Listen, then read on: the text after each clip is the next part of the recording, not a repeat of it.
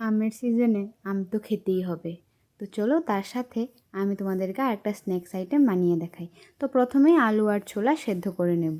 তারপর যে ফুচকার পাঁপড়গুলি আসে সেগুলি এক এক করে ভেজে নেব। আমরা প্রায় দিনই তো সন্ধ্যার সময় কি খাবো কি না একটু ভাবতে থাকি না। তো এটা একদম চটজলদি রেডি হয়ে যায়। আর তোমরা মোটামুটি ঘরের জিনিসপত্র যাই আছে এক দুটো জিনিস কিনতে হবে, বাকি দিয়ে এটা বানিয়ে মজা করে খেতে পারো। অনেক একদম চটপটা। আর এটা টাইপস অফ একটা চাট টাইপ বলতে পারো। তো ফুচকার পাঁপড়গুলি যদি ঘরে থাকে তো বানিয়ে নেবে ভেজে। আমার তো ঘরেই ছিল, নাহলে একটু কিনে নিয়ে আসবে। তারপর এগুলি ভেজে সাইডে রেখে দেবে। তারপর যে আলু আর ছোলাগুলি সেদ্ধ করেছিলে আলুগুলিকে চামড়া ছাড়িয়ে নেবে।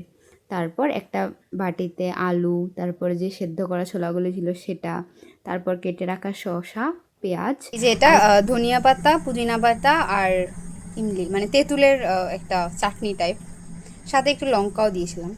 তারপর পরিমাণ মতো দিয়ে তারপর সেটাতে একটু নুন দিয়ে দেবে, একটু মিন্স পরিমাণ মতো। তারপর একটু চাট মশলা দেবে, তারপর একটু লাল লঙ্কাও দিয়ে দেবে, কাঁচা লঙ্কা তো দেবেই, লাল লঙ্কাও দেবে। তারপর যে ভেজে রাখা পাঁপড়গুলি ছিল সেটা এক এক করে ভেঙে দিয়ে দেবে।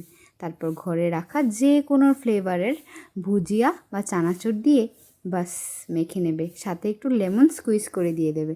রেডি স্ন্যাক্স, মজা করে খেয়ে নাও।